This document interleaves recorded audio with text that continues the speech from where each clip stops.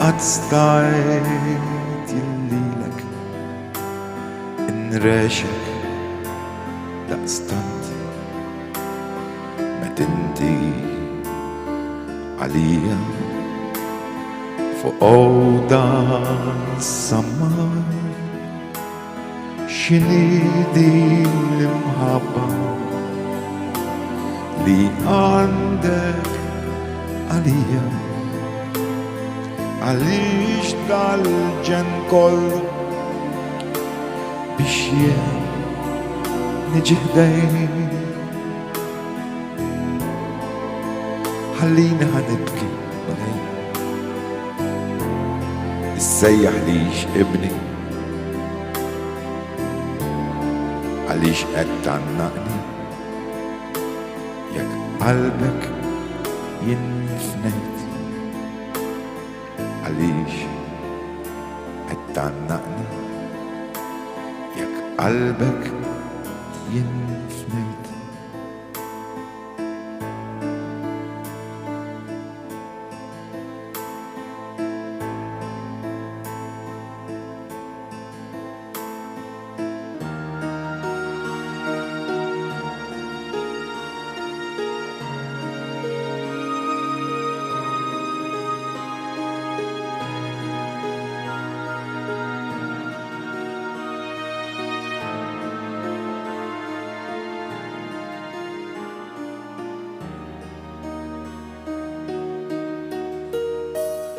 أتنهصك مولاي أتنهصك جوفيا عتلي دين روحي بتنوب مفنية أتنهصك مولاي أتنهصك جحفرتلي تقل تلحتي جاينت تفيتلي أتنهصك مولاي أتنهصك تكلمني شن ليك يننهارز نراك تبسملي هل ضن ترتيلي في الدنيا تلوم ده الجن كل فين تحارس يميك سنكون شعملت لك يا سيدي شعملت لك يا سيدي مش حبيتني دقسك مش بموتة تنتارجة اتصل سمك شريت فيها لأعجبك ينويهت من دوك لفي الهين تالبروفا يبندونوك كم درابي ينوادك كم درابي ينوادك مولاي ونرجع اللي كنت وبقلبي يمنكتك هندر ليك في البرونت لما اشتاف لي يندايف حليت شرارة شكيكنا تتامل لتشهل علي شو قلبي المسيكنا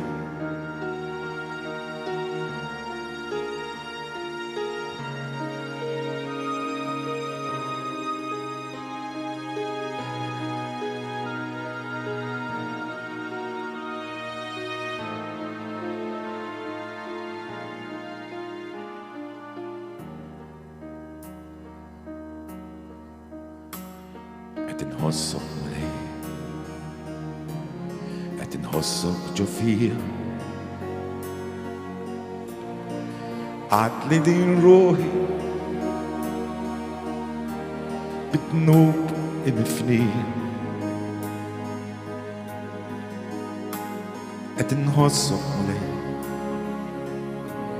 qed inħossok ġaħfirtli toqol taħtija The giant taffejtli qed inħossok mulej qed inħossok tkellimni x'inlejk jien inħares narak titbissimli bħal donnu trittejtli f'did-dinja tal-lum dal-ġen kull fejn tħares jimmijek se nkun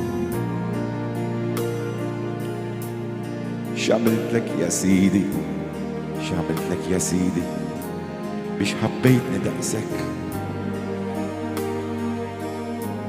biex b'mewta tant ħarxa tasal semmek xrajt fija li oġbok jien wieħed minn dawk li fil-ħin tal-prova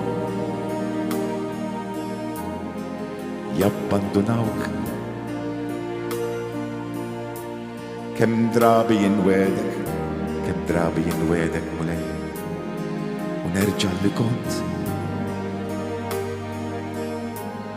u b'qalbi jimnikta ndur lejk fil-pront imma xtaf li jindajjef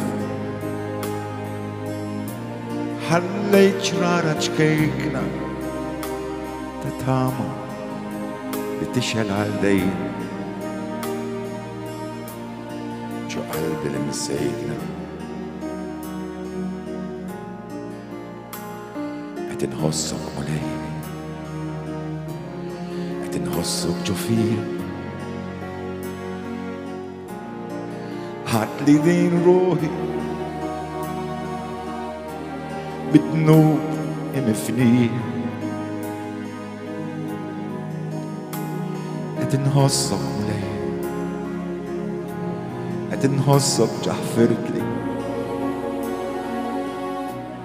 dat-toqol taħtija The giant taffejtli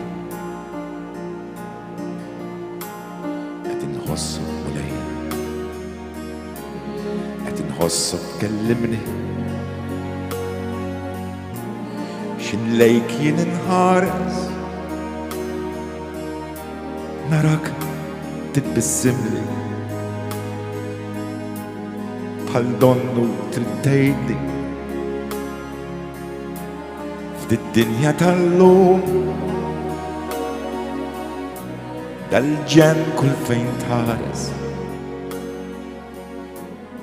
jimmijek se nkun x'għamiltlek ja sidi x'għamiltlek ja sidi biex ħabbejtni daqshekk mulej biex b'mewta tant ħarxa tasal semmek xrajt fija li oġbok jien wieħed minn dawk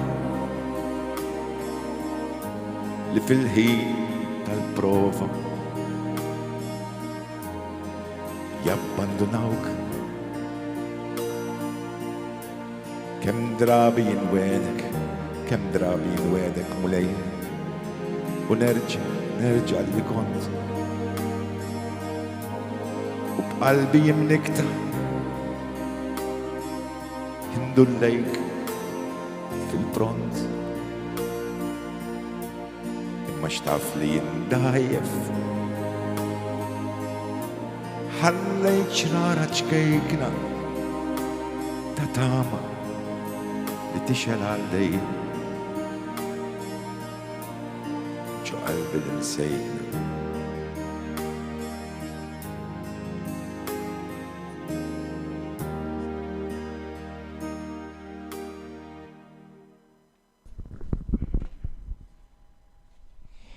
Inselmu lil-segwaċi kollha tal-medja soċjali ta' Djoċesi ta' Għawdex illi qegħdin isseguna permezz ta' Facebook u YouTube u nilqgħukom għal din ix-xandira diretta mill-Istitut tal-Familja Papa Giovanni Paolo II fejn l-Isqof ta' Għawdex Don Anton Tewma se jirrimexxi il-Lezzju Divina riflessjoni fuq il-Vanġelu tat-tieni ħadd tal-Avvent. Nistednukom tkunu magħna u nidħlu f'dan l-ispirtu ta' talb sabiex wara li nisimgħu ix-xandir tal-kelma nisimgħu wkoll dak illi se jaqsam magħna l-Isqof ta' Għawdex.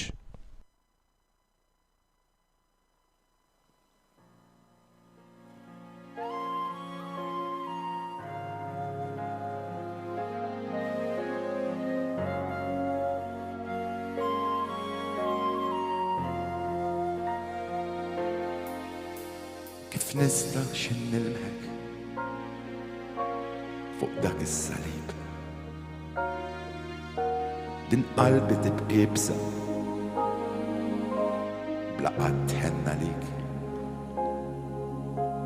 ħadd aktar mulej, ħadd aktar m'għandu l-ħtija. Ħlif jien li sammartek bl-ikbar ħruxija. Mhuwiex it-tnub tiegħi li qed nibki mulej, qed nibki bl-imħabba ta' Sidi l-Feddej għax għad li jimmidnek ninsab kol neħtija. Hemm ħaġa wisq akbar imħabtek għalija. Mhuwiex it-tnub tiegħi li qed nibki mulej, qed nibki bl-imħabba ta' Sidi l-Feddej għax għad li jimmidnek ninsab kol neħtija. Hemm ħaġa wisq akbar imħabtek għalija. Immissa li sibtek u nsejt il-passat, mhux aktar ser tibqa' int abbandonat. Intbaħt x'kont qed nitlef, qatt aktar mulej, qatt aktar mulej ma ninfired minnek fi żmien li ġej. Qatt aktar mulej ma ninfired minnek, qatt u qatt aktar.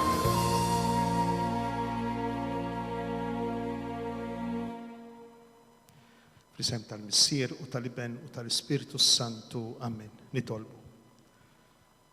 Missier, inroddulek ħajr li ġbartna hawnhekk bħala familja waħda madwar il-kelma tiegħek l-istess ibnek il-għażiż. Atina widnejn tajbin biżżejjed, moħħ imqajjem biżżejjed, qalb kbira biżżejjed biex tilqa' l-messaġġ tiegħek ta' salvazzjoni ta' ħelsien. Ibgħat fuqna l-Ispirtu Qaddis tiegħek biex nilqgħu l-kelma li inti tixtieq tagħtina llum. Atina l-aħbar it-tajba tiegħek li tant għandna bżonn. Missier, inroddulek ħajr għall providenza kbira tiegħek. Murija lilna fl-istess ibnek Ġesu Kristu Sidna li jgħix wi saltan għal dejjem ta' dejjem. Amen. Inkantaw flimkien it-talba lill-Ispirtu Qaddis biex jagħtina l-għajnuna aħna u nippruvaw inqalbu fil-kelma tiegħu. Spiritu Qaddis tal-mulej, dawwar lil-moħħna, lil-qalbna biżbir, kun għalina ser milja ta' ufer Għawi li ruħna mulej Spirtu tal-paċi ta' Għallimna nħobbu u naħfru bl-arbi ġeddet wiċċilat fejja minna l-mart Ejja aħina mulej Ejja aħina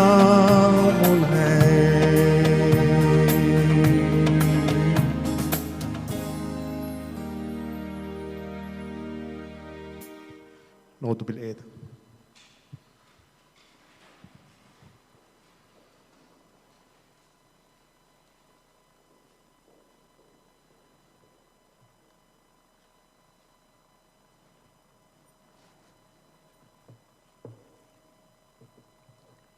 Qari mill-Evanġelju skont San Mark.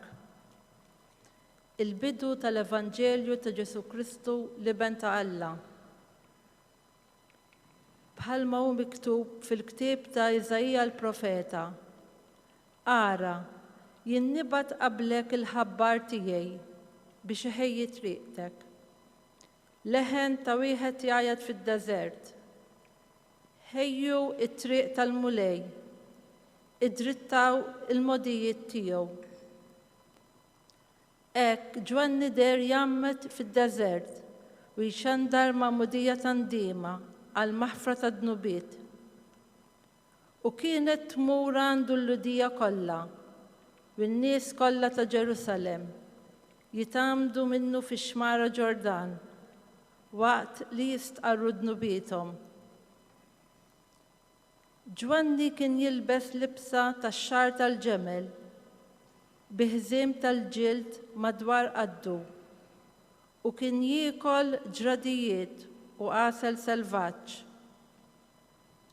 U kien ixandar u jgħid: Ġej warajja min hu aqwa minni, li jien ma jistħoqlix nitbaxxa qudiemu u nħoll il-qfieli tal-qorq tiegħu.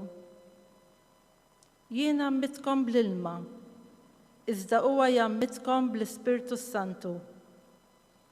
Il-kelma tal-mulej. الرد حي اللي يتنسي.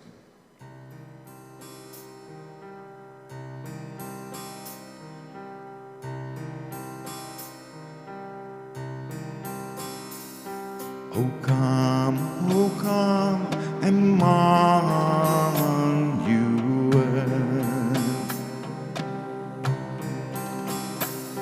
and ransom captive Israel,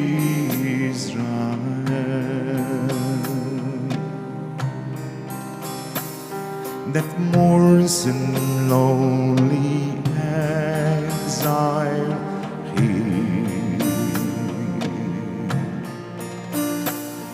until the Son of God appears.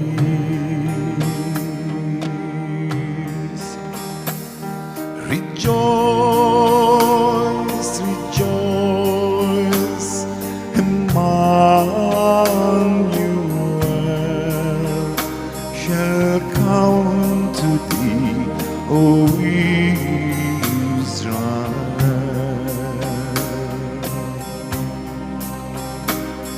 O come, Emmanuel,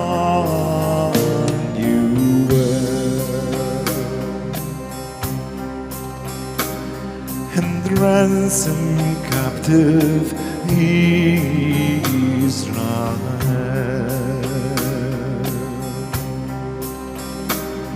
that mourns in lonely exile here, until the Son of God appears.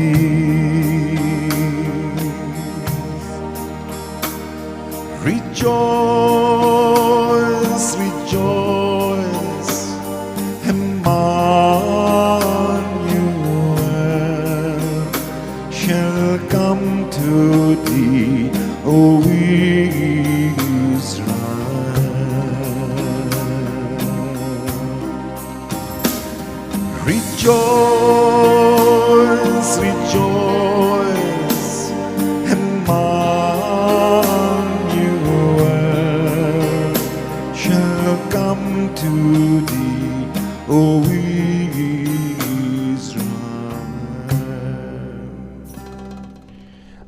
Għal dawk li qed jingħaqdu magħna issa, nfakkarkom li qegħdin insegwu l-Leksju Divina mill-Isqof ta' Għawdex Anton Tewma tat-tieni ħadd tal-Avvent. Kienet isru, ġifieri ħadmu l-potenzjalitajiet kollha tal-persuna tagħkom, kunu konxji, għejxu kull mument ta' ħajjitkom b'moħħkom, b'qalbkom, b'ġisimkom, b'dak li intom. Illum lajta hija indmu, ikkonvertu. Qegħdin fil-bidu tal-Vanġelu ta' San Mark. Aktarx huwa l-ewwel Vanġelu mill-erba'. U allura għandu importanza kbira għall-insara.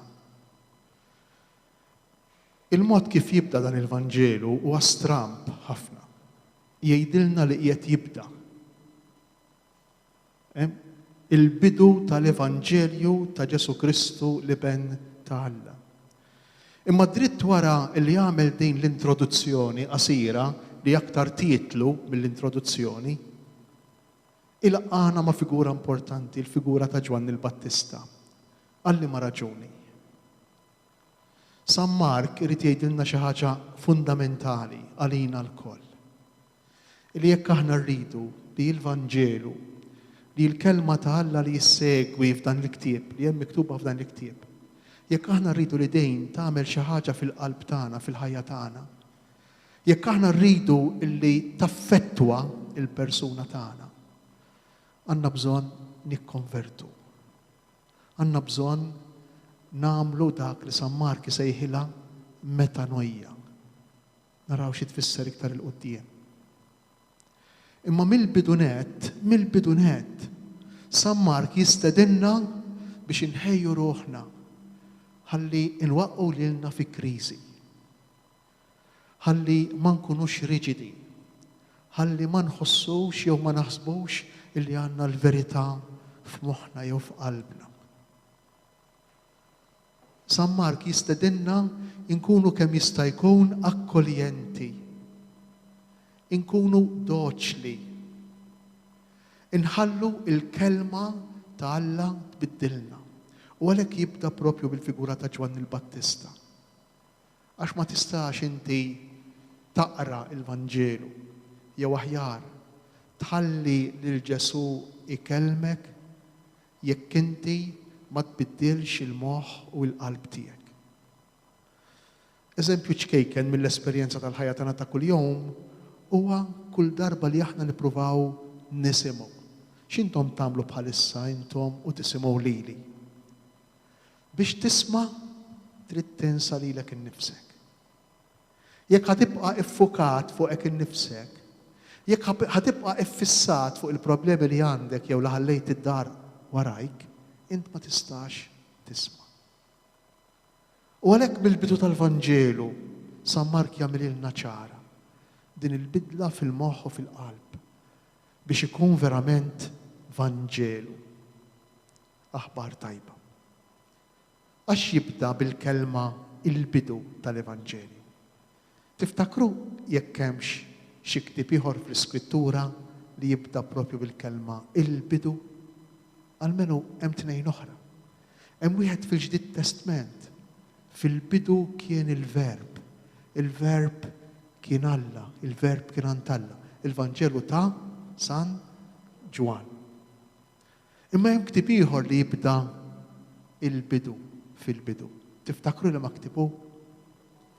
Il-ktieb tal-Ġenesi. Fil-bidu.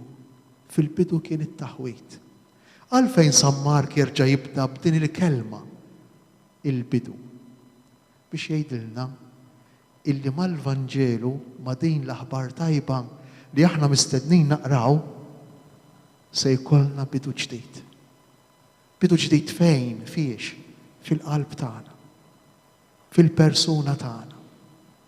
Irid jgħinna l-mulej Ġesu nagħmlu bidu ġdid. Irid jgħinna nibdew mill-ġdid. il-kelma Vanġelu. Il-kelma Vanġelu tfisser aħbar tajba.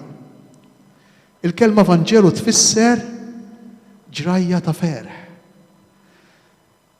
L-ewwel insara ħadu din il-kelma Vanġelu selfuha mid-dinja Greko-Romana, mid-dinja ta' Ruma. Għaliex? Għax meta kien isir imperatur, jew meta l-imperatur kien jagħmel xi pjan ġdejt għall-belt tiegħu jew għall-pajjiż tiegħu, it-titlu li kien jagħtiha kienet dejjem Vanġelu, aħbar tajba. Għandna pjan ġdejt, pjan ta' tiġdejt. Imma mhux biss. Anki meta kien ifiq xi ħadd minn Mart, kienet tkun Vanġelu, aħbar tajba. Anki meta xi ħadd kien jakkwista xi ħaġa wara li jkun stinka u ħadem ħafna lija, anki din kienet tissejjaħ Vanġelu, aħbar tajba. U allura San Mark jissellef din il-kelma Evangelion bil-Griek li tfisser aħbar sabiħa, aħbar ta' ferħ, biex jaddatta din il-kelma għal ktieb kollu illi kiteb. Il-Vanġelu ta' San Mark kif nafu aħna. Il-kelma Vanġelu ġiet applikata għall-4 Vanġeli kif nafuhom illum mhux sa mill-bidunet. Imma ġiet applikata fit-tieni seklu minn San Ġustinu, wieħed mill-ewwel padri tal-Knisja. Għaliex applika din il-kelma Vanġelu għal kitbiet tal-4 Evanġelisti, San Mattew, San Mark, San Luqa u San Ġwan. Għax dawn l-4 kotba mimlijien bil-kelma Vanġelu, mimlijien b'din il-kelma, tant li insibuha fit-Testament il-ġdid kollu għal 76 darba din il-kelma Vanġelu. U l-verb tevanġelizza, jiġifieri tagħti aħbar tajba, insibuh għal ħafna drabi, 45 darba. Jiġifieri it-Testament il-ġdid kollu mimli din il-kelma aħbar tajba. Ekk waħda mill-ewwel mistoqsijiet li rridu nagħmlu llejla hija din.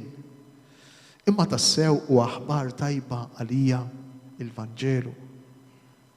Imma tifraħ qalbi meta nisma' l-kelma ta' Alla fil-Vanġelu. Imma verament isir bidu ġdejt, nerġa' nibda, jerġa' jagħtini l-ħajja kull darba li jiena nisma' il-kelma ta' Alla fil-Vanġelu. Jista' jkun forsi li maħniex kapaċi nwasluha dik li hi Vanġelu, aħbar sabiħa, aħbar tajba. Imma l-verità hi li dak il-ktieb, dan il-ktieb li ser nibdew naqraw, se naqraw matul din is-sena liturġika, bdejnieh nhar il-ħadd li għadda, ma bdejna mill-aħħar, jitlobna Ġesu biex nisru. Se naqraw matul din is-sena li ġejja il-Vanġelu ta' San Mark, dan il-ktieb m'għandu l-ebda skop ħlief li jagħtina aħbar sabiħa, aħbar tajba. U din l-aħbar tajba mhix tal-imperatur.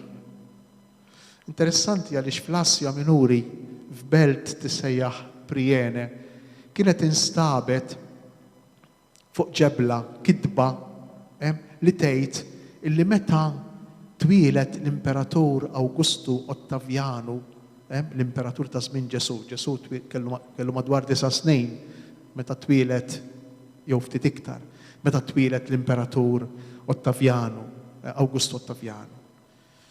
Imma fuq din il-ġebla nsibu miktub illi ma twelejt ta' Awgustu Ottavianu issa qed isir Vanġelu, qed titwettaq il-Vanġelu, qed issir aħbar tajba, aħbar sabiħa. Imma aħna nafu x'ġara u x'hekk fl-Imperu Ruman, il-Vanġelu ta' San Mark inkiteb b'wieħed ieħor madwar 60 sena wara Kristu, fit-taqlib u t-taħwit kollu li kien għaddej minnu l-Imperu Ruman. Propju meta kien qed jinkiteb, l-Imperu Ruman kien għaddej minn gwerra ċivili. Neruni, Vespazjanu, l-ewwel 8 imperaturi, 8 mill-ewwel 12 imperaturi mietu mewta violenti, erdu lil xulxejn. U allura fejn din l-idija tal-aħbar it-tajba? Fejn din l-idija tal-Vanġelu? Ħafna drabi aħna wkoll jiġrilna u xek li nagħmlu pjanijiet fil-ħajja tagħna, li jkollna ideat fil-ħajja tagħna, nagħmlu deċiżjonijiet, nagħmlu għażliet fil-ħajja tagħna. U jkollhom dejjem skop wieħed, l-iskop x'ikun? Vanġelu. L-iskop ikun li jkollok il-ferħ, l-iskop ikun li l-ħajja tiegħek tkun aħjar. L-iskop tiegħek ikun li terġa' tibda mill-ġdejd. Imma ngħidwa kif inhi. L-esperjenza ma tallimniex illi ħafna minn dak li aħna ħsibna li huwa Vanġelu kien bini fuq ir-ramel. Ngħidwa kif inhi. L-esperjenza ma tallimniex illi ħafna drabi bqajna delużi. Għaliex? Għax dak li ħsibna li se jagħtina l-ferħ, dak li ħsibna li għal-ftejt kien se jimlina, spiċċa biex xi drabi idur kontra tagħna. Xi drabi għamlilna ħajjitna iktar diffiċli, iktar ikkomplikata. Allura dak li aħna ħsibna li kien ewangeljon, Vanġelu aħbar tajba, imma hu tassew aħbar tajba. San Mark qed jgħidilna għatuh ċans lil mulej Ġesu, għatuh ċans lil dan il-ktieb, ħoduh bħala aħbar tajba, għażluh bħala aħbar tajba, ilqawh bħala aħbar tajba, u jista' jkun li jkollkom bidu ġdejd, jista' jkun li jkollkom ħolqien ġdejd, insiru bnedmin ġodda jekk aħna nilqgħu din il-kelma u nħalluha taħdem fil-qalb tagħna. Il-Vanġelu ta' Ġesu Kristu, liben ta' Alla. Għandna żewġ tietli importanti. Ġesu Kristu, liben ta' Alla. L-ewwel titlu huwa Kristu. Ġesu Kristu, aħna ħafna drabi mingħajr ma nindunaw naqdu Kristu ma' Ġesu. Isu m'hemmx Kristu mingħajr Ġesu, Ġesu Kristu. U maħniex kapaċi nagħmlu distinzjoni, maħniex kapaċi nifhmu il-pejs tal-kelma Kristu. Il-kelma Kristu hija kelma Griega. Traduzzjoni hija translation tal-kelma Messija, tal-kelma Midluk. Imma l-kelma Midluk għandha storja twila u kbira fl-Antik Testament. Ġesu il-Midluk liben ta' Alla. Il-Midluk, il-Messija, u dak li il-poplu għal snin twal kien jistenna biex ikollu l-ħelsien. Kienu jindilku fl-Antik Testament żewġ kategoriji ta' nies. Kienu jindilku is-saċerdoti, kienu jiġu midluka biż-żejt, is-saċerdoti, u kienu jiġu midluka wkoll ir-rejiet, is-slaten. Għaliex, għax din id-dilka x'kienet tfisser? Din id-dilka kienet tfisser poter qawwa li tiġi minn fuq, qawwa li tiġi minn x'imkien ieħor. Seta' li l-bnedmin m'għandhomx. U Ġesu huwa il-Midluk, huwa il-Mimsuħ, Messija, Mesaħ, aħna ngħidu bil-Malti. Lingwa tagħna tgħinna ħafna biex nifhmu l-kliem ludi tal-Iskrittura. Imma dan Ġesu il-Messija huwa wkoll liben ta' Alla. U din hija xi ħaġa kbira, liben ta' Alla. San Mark irid jgħidilna li meta naraw lil Ġesu aħna nkunu qegħdin naraw lil Alla. Li Ġesu, il-persuna ta' Ġesu hija l-wiċċ uman ta' Alla. Aħna ngħidu Alla ma nafux min hu, aħna ngħidu Alla mbiet minna, le. Alla niżel f'nofsna, Alla qiegħed f'nofsna fil-persuna ta' Ġesu. Alla der f'nofsna fil-persuna ta' Ġesu. Liben ta' Alla.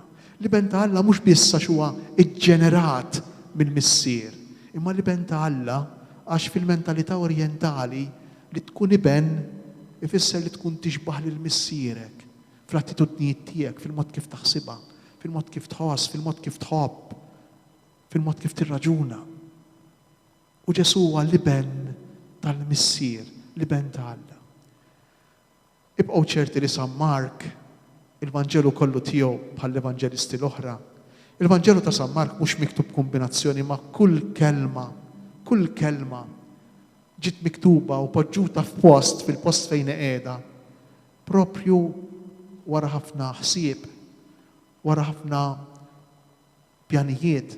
Ibqgħu ċerti li kull kelma kif inhi fil-Vanġelu għandha tifsira tassew sabiħa. Intom tafu li f'nofs il-Vanġelu u fl-aħħar tal-Vanġelu, f'nofs fin-nofs preċiż tal-Vanġelu ta' San Mark, kapitlu 8. U fl-aħħar tal-Vanġelu insibu propju l-istess espressjoni. Ġesu il-Messija li ben ta' Alla. F'nofs il-Vanġelu jgħidha Pietru. Meta Ġesu jistaqsihom in-nies min jgħidu li jien. U Pietru jgħidlu lil Ġesu jgħidu inti il-Messija li ben ta' Alla, dak li ġi fid-dinja. U fl-aħħar tal-Vanġelu għandna lil xi ħadd ieħor din id-darba barrani, din id-darba pagan, din id-darba ċenturjon Ruman u jgħidu inti li ben ta' Alla, inti il-Messija, inti li ben ta' Alla. Ma ninsewx li San Mark li kifetna kiteb fis-sena 60 kiteb għal pagani. U allura lieh il-wieħed Ruman, ċenturjon Ruman, fl-aħħar tal-Vanġelu, wara li jkun qara l-ġrajja kollha jasal biex jgħid iwa dan hu l-Messija li ben ta' Alla. San Mark ifisser li għalih wasal għall-iskop il-bidu fil-bidu, bidu ġdejt. Dan li bniedem, dan iċ-ċenturjon Ruman qiegħed jerġa' jibda mill-ġdejt. Qiegħed jerġa' jgħix mill-ġdejt. Sar bniedem ġdejt. U dan hu l-iskop ta' din il-kelma llejla. Lilna tagħmilna bnedmin ġodda. Nerġgħu nibdew ngħixu. Jekk inħallu l-Vanġelu jidħol fil-qalb tagħna, jekk inħalluh ibiddilna. Araw l-intelligenza tal-Iskrittura. Meta aħna nħalluha tassew iddawwalna, tgħinna, nifhmuha. Kemm hu sabiħ il-Vanġelu. U jkompli bħalma hu miktub fil-ktieb tal-Profeta Iżajija. Ara jiena nibgħat qablek il-ħabbar tiegħi biex iħejji triqtek. Leħen ta' wieħed jgħajjad fid-deżert, ħejju triq tal-mulej, idrittaw il-modijiet tiegħu. Il-Profeta Iżajija. Din il-kwotazzjoni li jagħmel San Mark hija meħuda almenu minn 3 siltiet fl-Iskrittura, mhux biss mill-Profeta Iżajija. Għandna 3 sentenzi żgħar imwaħħlin flimkien, jew aħjar 3 ġrajiet kbar maqudin ma' xulxejn. Għandna biċċa minnu iva hija mill-ktieb tal-Profeta Iżajija, però hija l-aħħar biċċa, l-aħħar parti. Leħen ta' wieħed jgħajjad fid-deżert ħejju triq tal-mulej, idrittaw il-modijiet tiegħu. Dik iva hija meħuda mill-ktieb tal-Profeta Iżajija. Il-Profeta Iżajija f'kapitlu 40, il-ktieb tal-Profeta Iżajija huwa miktub almenu minn 3 awturi kbar. Il-kapitlu 40 hu miktub mit-tieni Iżajija, mhux mill-iktar wieħed antik. Dak li kiteb fl-eżilju tal-Babilonja fil-5 u s-6 seklu, jew is-6 u l-5 seklu qabel Kristu. U dan waqt li kienu fl-eżilju n-nies, fl-eżilju ta' Babilonja, il-poplu ġie mkaxkar kollu kemm hu, fard li mhix tiegħu, fard barranija.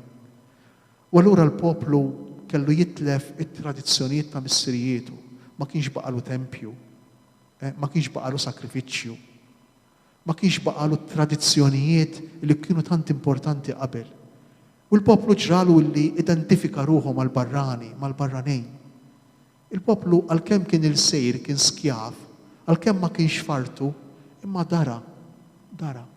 U tħallat mal-barranejn, u ħadd tradizzjonijiet tal-barranejn, u tħalltu anki żwiġijiet mal-barranejn. U l-Profeta Iżajija lil dan il-poplu jipprova jqajmu fuq tiegħu jgħidlu isma'. Jgħidlu hemm art wis isbaħ. Art wis aħjar, l-art li Alla kien wiegħed, l-art li Alla prepara ħejja għalik, fuq tiegħek. Għax wasal il-moment li inti toħroġ mill-art tal-jasar u tgħix sejt tiegħek innifsek, tmexxi lilek innifsek u tmur fl-art ta' Iżrael, fl-art li Alla wedek. Allura l-Profeta Iżajija jitwiet il-ħelsien, il-libertà lil dawn in-nies li kienu draw fil-jasar, li kienu draw fl-iskjavitu. Imbagħad għandna biċċa oħra meħuda mill-ktieb tal-Esodu. Meta San Mark u jikwota l-Profeta Iżajja jgħid ara jiena nibgħat qablek il-ħabbar tiegħi biex iħejji t-triq. Fil-ktieb tal-Esodu insibu li Alla jibgħat l-anġlu tiegħu quddiem il-poplu u miexi u ħireġ mill-art tal-Eġittu, mill-art tal-jasar. u miexi lejn l-arti mweda. Allura, dak li jikkwota San Mark kemm mill-ktib tal-profeta Eżajija kif ukoll mill-ktib tal-Esodu għandu x'jaqsam mal-ħelsien tal-poplu, għandu x'jaqsam mal-libertà tal-poplu. U dan irid jgħidilna lilna, irid jgħid lilu lilek illejla, illi jekk jien nisma' il-kelma ta' Alla fil-Vanġelu ta' San Mark, jien ukoll ser nasal biex ikolli l-ħelsien ta' veru, il-libertà ta' veru. L-iskop tal-Vanġelu, il-miġja ta' Ġesu fostna illi qegħdin inħejju għalija u li niċċelebraw fil-milied, għandha l-iskop li tagħtina l-ħelsien, il-ħelsien mill-jasar tagħna. Kull wieħed u kull waħda minna għandna l-iskjavitu tagħna, għandna l-jasar tagħna. Il-kol kemm aħna għandna l-Eġittu tagħna, għandna l-Babilonja tagħna. X'qiegħed jasrek bħalissa? Ta' min tħossok il-sejr skjaf bħalissa? Min xiex jew min tixtieq teħles bħalissa? Ta' min tħossok għaddej? Ta' min tħossok sottomess bħalissa? X'inhu jżommok milli tkun sit tiegħek innifsek bħalissa? Dawn huma mistoqsijiet li l-Vanġelu jistedinna nagħmlu. B'tali mod illi nkunu qegħdin inħejju l-art, inħejju t-triq, inwittu t-triq biex il-kelma, il-leħen li għajat fid-deżert verament ibidlilna l-qalbna, verament jatina il-libertà li dan taħna mxenqin għalija. Nistgħu nsemmu eżempji ċkejkna ta' min aħna l-sira. Jiena naf ġenituri li huma l-sira ta' wliedhom, kważi pupazzi fidejn uliedhom. Jiena naf nies li huma l-sira ta' nies oħra, skjavi ta' nies oħra, irrikattati minn nies oħra. Jiena naf nies li huma l-sira ta' ħafna vizzi, il-sira forsi ta' ossessjonijiet. Il-sira tista' tkun fejn affjien tax-xorb, il-sejr tal-pornografija, il-sejr tax-xogħol. Ta' xiex jien il-sejr? Ta' min jien il-sejr? Hija mistoqsija li l-lejla jeħtieġ li nagħmlu. Għax iktar ma nagħmluha din il-mistoqsija, iktar ma nindunaw bid-deżert li hemm jgħajjat fina, iktar il-Vanġelu jista' jsalvana, iktar l-aħbar it-tajba issib qalb li tilqaħħa.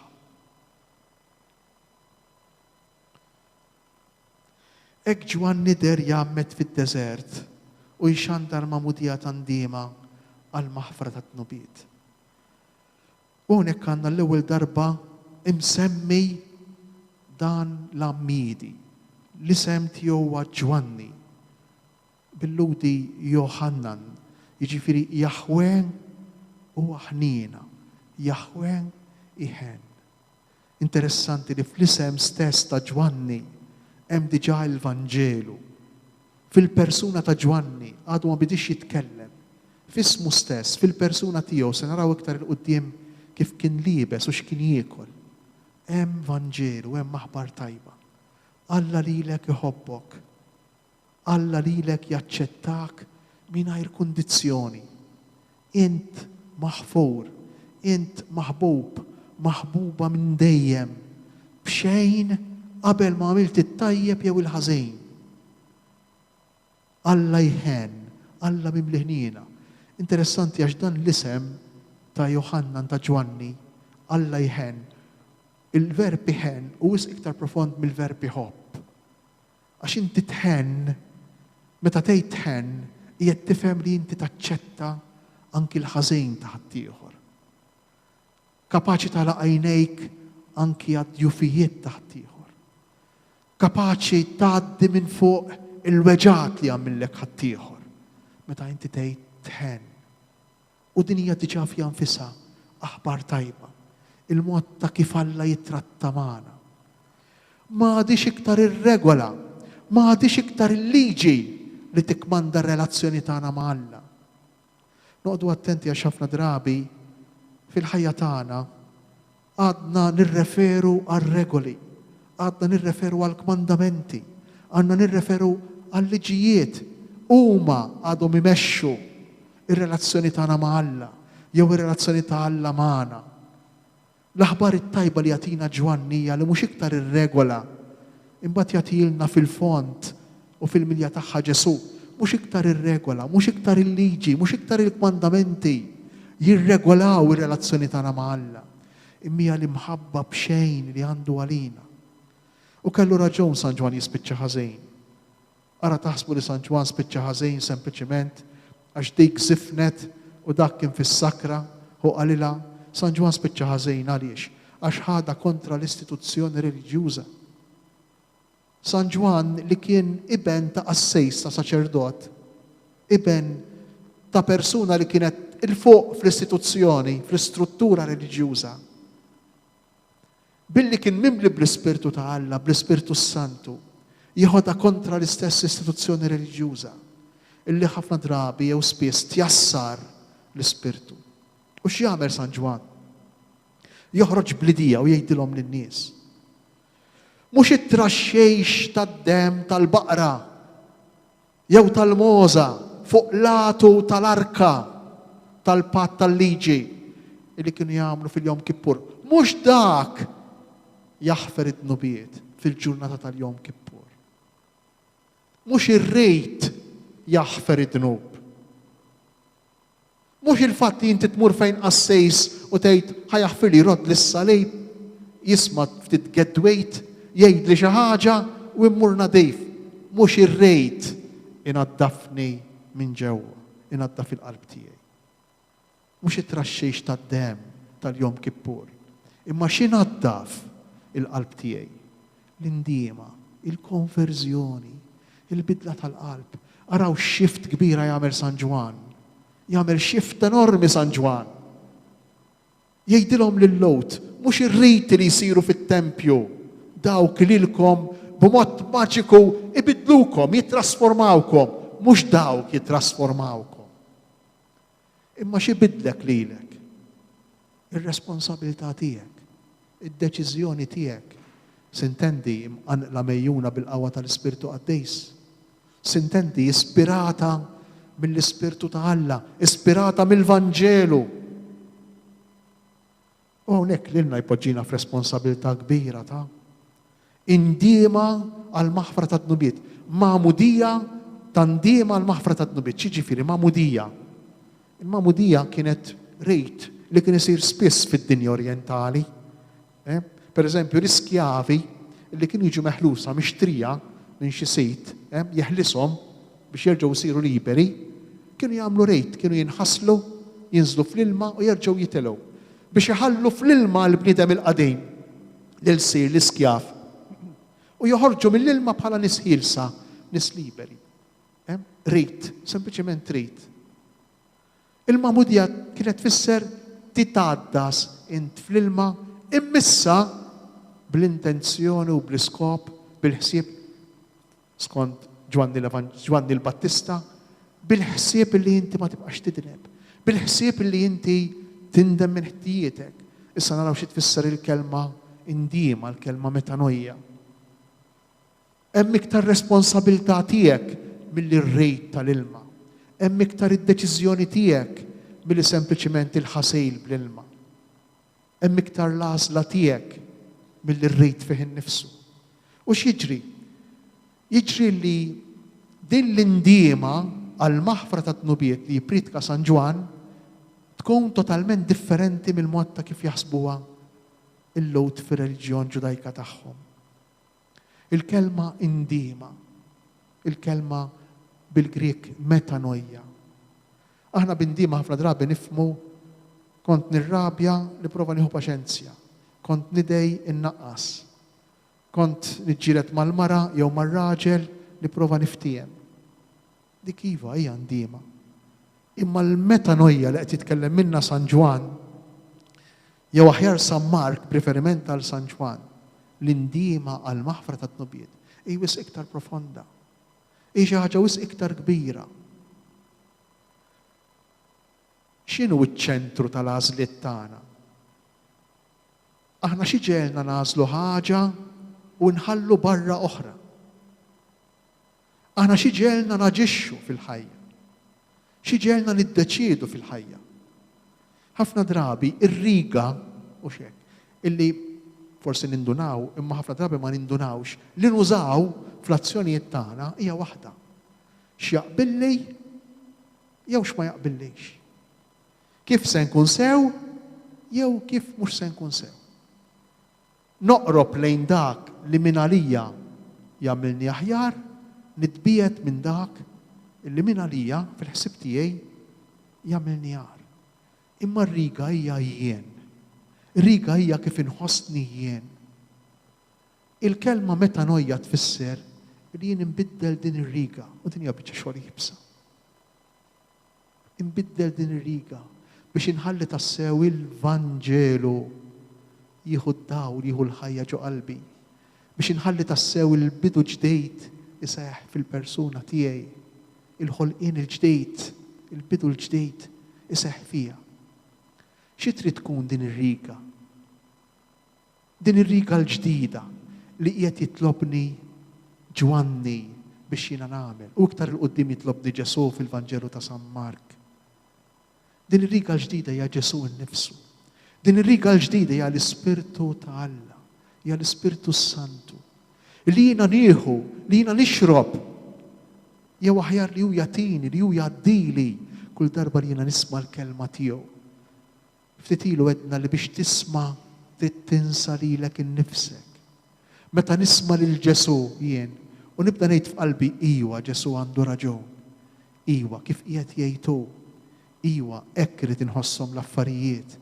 Iwa hekk l-aħjar li tirraġuna. Bil-mod il-mod dan ikun qiegħed jiġri fija. Dan ikun qiegħed jiġri fija. Ikun qiegħed inwarrab, neqred bil-mod il-mod ir-riga tiegħi.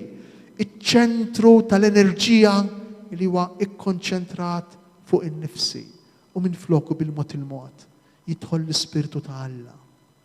Imma din hija biċċa xogħol, din il-metanojja, din il-konverżjoni illi m'għandix tmiem f'ħajjitna. Illi rridu kontinwament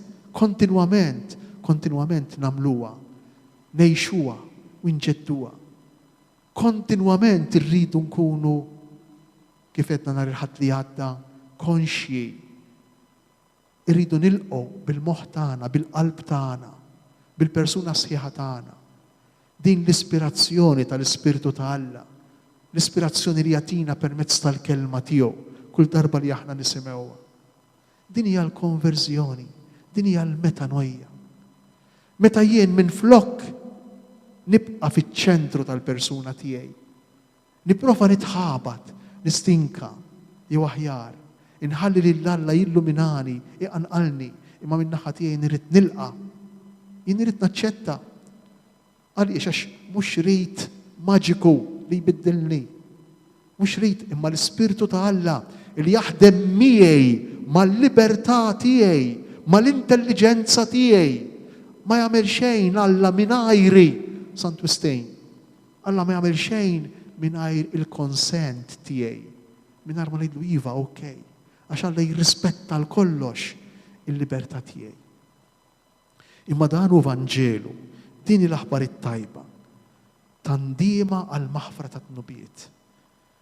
Jekk jien fiċ-ċentru tal-persuna tiegħi hemm il-persuna ta' Ġesu, allura nibda nħares lejn nnifsi, lejn l-oħrajn, lejn dawk ta' madwari, lejn is-sitwazzjonijiet li jiġruli, nibda nħares lejhom bl-għajnejn ta' Ġesu.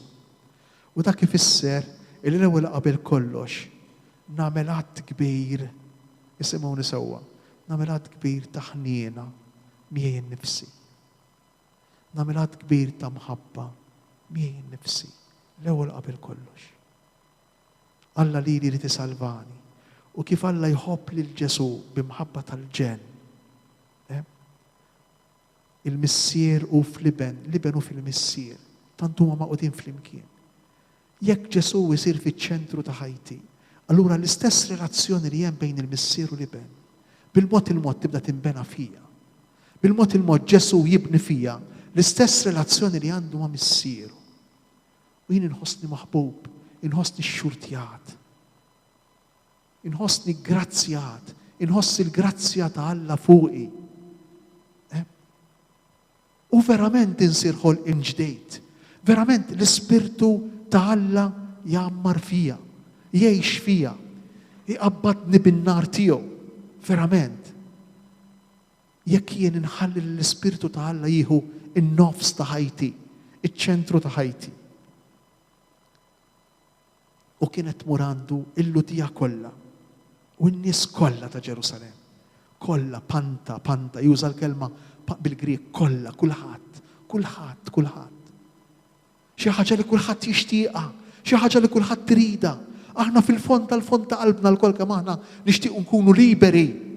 U biex tkun liberu, inti tħossok profondament maħbub. Il-persuna libera min hi?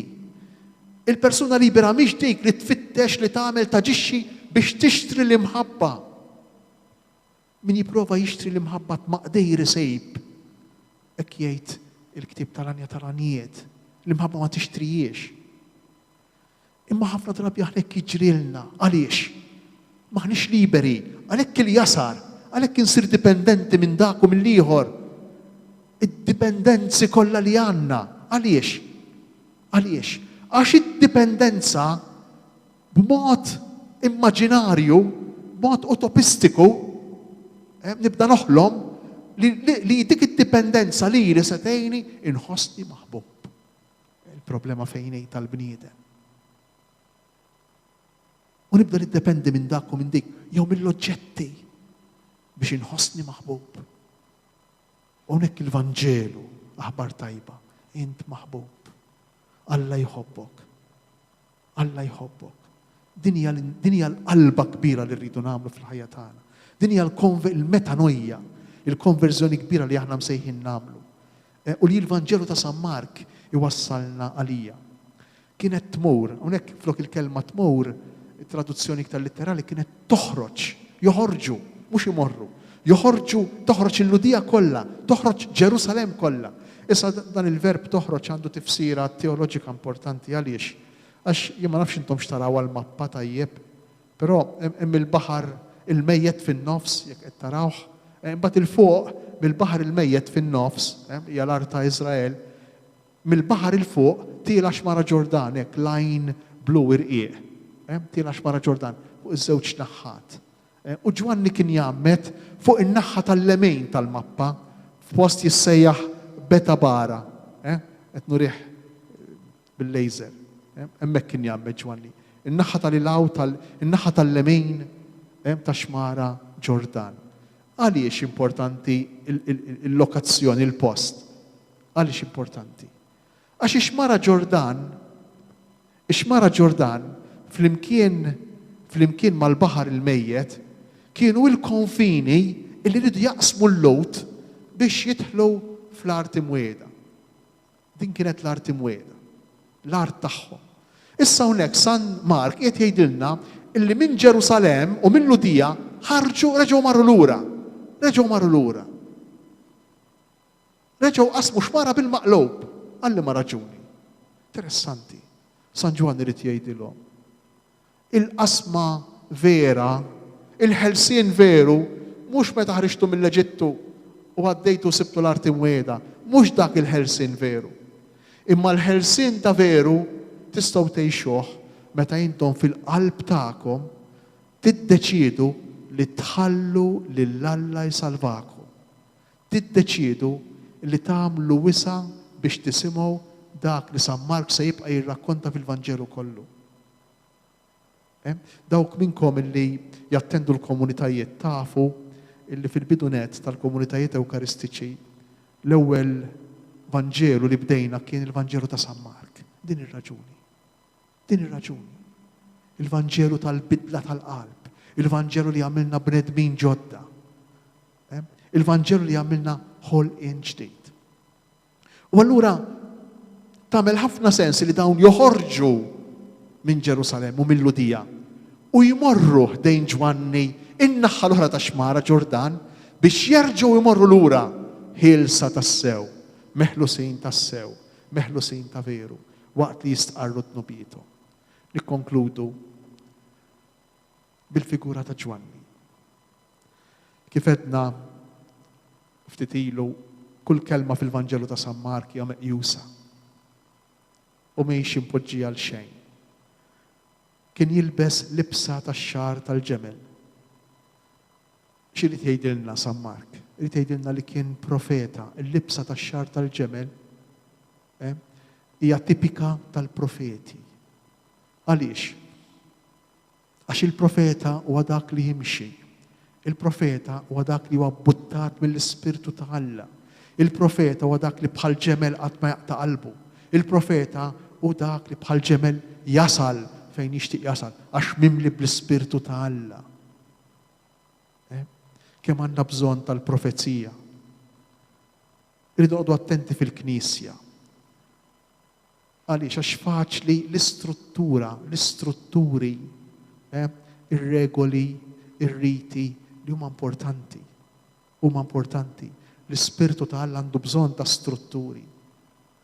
Però l-istrutturi jridu jkunu espressjoni tal-profezija tal-Ispirtu ta' Alla. Espressjoni. Ma jridux joħonqu bir-regoli li ħafna drabi kollhom ħafna sens ta' poter fihom. Ma jridux joħonqu l-Ispirtu ta' Alla li huwa kollu kemm hu profezija. X'jiġifieri profezija? Il-profeta huwa dak li jitkellem f'isem Alla fil-mument preżenti. Huwa dak li għandu kapaċità li jaddatta l-kelma ta' Alla għas-sitwazzjoni li tkun għaddejja minnha is-soċjetà. Dak hu l-profeta. U spiss il-profeta jimxi qabel l-istruttura. Għandna eżempju kbir fil-Papa Franġisku. Huwa mhux biss bniedem tal-istruttura il-Papa, imma huwa profeta. Tant huwa profeta li l-Papa sikwit iwaqqa l-istruttura fi kriżi. Noqogħdu attenti. Noqogħdu attenti. Verament irid jinstab bilanċ, però importanti li l-istruttura ma tifgax l-Ispirtu ta' Alla. L-Ispirtu ta' Alla irid jiġi muri, irid jiġi espress, manifestat fir-regoli u fl-istrutturi. Imma mhux fgat, mhux imwaqqaf, mhux ibblukkat mill-istruttura. Ħsiem tal-ġild. Il-ħsiem tal-ġild huwa riferiment dirett tal-profeta Elija li kien jilbes il-ħsiem tal-ġild. Fil-Ktib ta' Slaten nsibu din il-figura tal-profeta Elija illi jgħidilna l-awtur tal-Ktib ta' Slaten li kellu jerġa' jiġi biex iħejji triq għall-Messija. Hawnhekk San Mark irid jgħidilna b'mod ċar li Ġwanni l-Battista huwa Elija. Huwa Elija. Illi ġie biex iħejji fejn? Mhux fl-art ta' Iżrael imma fil-qalb tiegħek il-lejla. Ġwanni fil-qalb tiegħu fil-qalb tiegħek irid iħejji t-triq għall-Messija. Biex jinnilqa' l-Messija. Biex fiċ-ċentru ta' qalbi, fiċ-ċentru ta' ħajti jkun hemm il-Messija.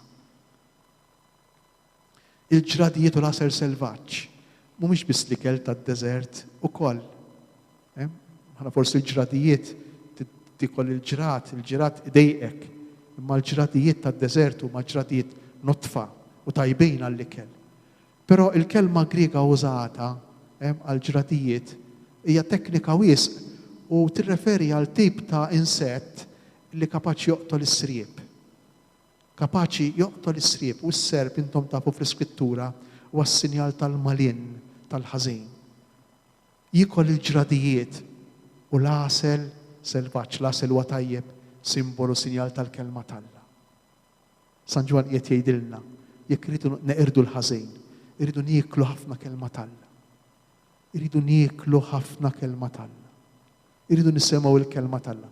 Jekk irridu nsiru bnedmin ġodda, jekk irridu nakkwistaw il-ħelsien, jekk irridu li l-ħajja tagħna tkun vanġelu, aħbar tajba għalina u għall-oħrajn, għandna bżonn nieklu ħafna kelma tal-Alla. Ew nitolbu lil Mulej. U illi jammidna mhux biss bil-ilma, imma bl-Ispirtu Santu. Jammidna bl-Ispirtu Santu jiġifieri jimlina bil-qawwa tiegħu. Jammidna bl-Ispirtu Santu jfisser illi it-tindejf tal-persuna tagħna ma jseħħx minn barra, imma jseħħ fil-qalb. It-tindif tal-persuna tagħna ma jseħħx bir-rejt jew bir-ritwaliżmi, imma jseħħ bl-intelligenza tagħna, jseħħ bl-emozzjonijiet tagħna, jseħħ bl-għażliet tagħna. Meta aħna nilqgħu l-Ispiritu ta' Alla li joħroġ kontinwament bil-kelma u mis-sagramenti. Meta jien nilqgħu, għalhekk jiena nsostni li s-sagramenti kollha kemm huma, mod speċjali l-Ewkaristija li niċċelebraw nhar ta' Ħadd, għandhom bżonn li jkunu mejjuna, issapportjati mill-kelma ta' Alla. Is-sagrament jagħtina l-qawwa, il-kelma ta' Alla tatina, tkompli tatina din il-qawwa, dan l-Ispirtu illi jgħinni ngħix personalment kull sagrament, is-sagramenti. Jekk is-sagramenti ma jkunux sostnuti mill-kelma ta' Alla, ir-riskju jkun illi s-sagrament ngħixu bħala rejt maġiku. Ma ngħixux bħala akkoljenza, bħala mument sabiħ li fih nilqa' il-grazzja, id-don, ir-rigal li jagħtini Alla. Imma ngħixu bħala rejt esperjenza illi se tbiddel xi ħaġa fija. Tgħidli x'inhi għax laqas importani, imma tista' tagħmel xi ħaġa tajba fija. Jekk aħna ma jkollniex il-kelma li tgħinna nifhmu, li tgħinna nagħmlu esperjenza bil-persuna sħiħa tagħna, ir-riskju jkun li s-sagrament u li ma hu jispiċċa sempliċement bħala rejt ta' maġija, bħala rejt ta' superstizzjoni. Ew nitolbu lil Mulej llejla biex jagħtina li niftħu qalbna beraħ għall-kelma tiegħu. Ħalli nħallu l-Ispirtu tiegħu ibidlilna iċ-ċentru tal-enerġija tagħna, iċ-ċentru tal-qalb tagħna biex isiru il-motor u il-magna li taħdem fina, li taħdem fir-relazzjonijiet tagħna mal-oħrajn. Fuq kollox isiru li jikkonvinċina li kull wieħed u kull waħda minna huwa Joħannan, huwa Ġwanni, huwa maħbub minn Alla, anzi Alla jagħmel ħnina miegħi kontinwament, il-bieraħ, illum u dejjem.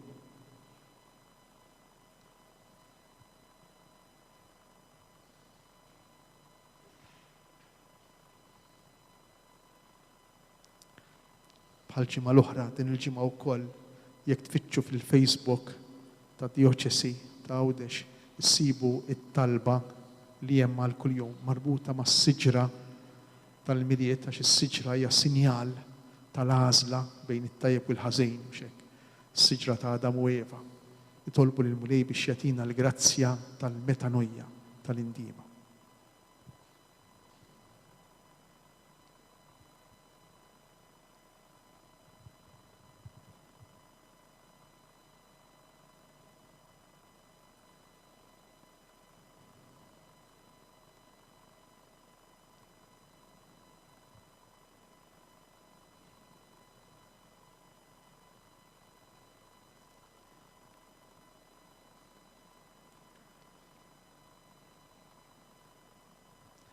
Bil-wieqfa nkantaw flimkien talba tal-missierna.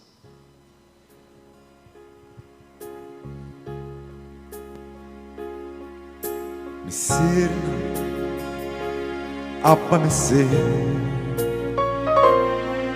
missier li inti fis-smawiet jitqaddes l-isem tiegħek fil-qalb ta' ħafna wlied. Missierna li inti fis-smawiet tiġi saltnatek Mulej, tiġi saltnatek, tiġi saltnatek, ikun dak li trid inti kif fis-sema hekk dak fl-ard. Tiġi saltnatek, tiġi saltnatek, ikun dak li trid inti kif fis-sema hekk dak fl-ard. Missierna, tina il-ħobs lejxin illi għandna bżonn kuljum, waħfrilna n-nubiet tagħna kif naħfru lil-bnedmin li magħna huma kienu midjunin. Missierna la daħalli fi żmien ta' tensjoni u tiġri eħlisna minn kull ħażen bix-xibka tal-qarri eħlisna minn kull ta' dlamijiet tiġi saltnatek mulej tiġi saltnatek tiġi saltnatek ikun dak li trid kif fis-sema hekk dak fl-art tiġi saltnatek tiġi saltnatek ikun dak li trid ikun dak li trid ikun dak li trid kif fis-sema hekk dak fl-art. Il-mulej ma'kom. Mijak ukoll. Iberikkom, iħariskom Alla li jista' kollox il-Missier, l-Iben u l-Ispirtu Santu. Amen.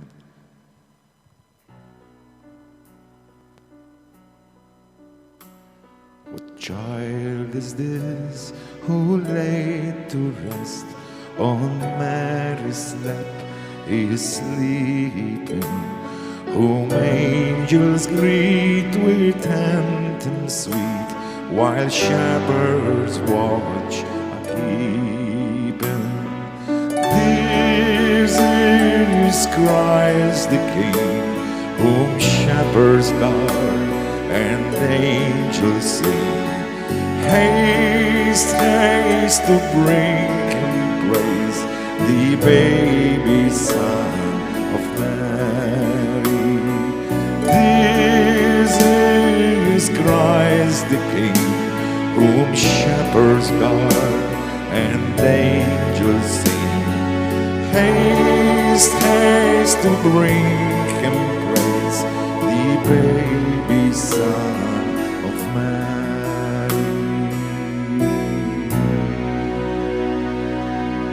Kunna nfaħħar Ġesu Kristu.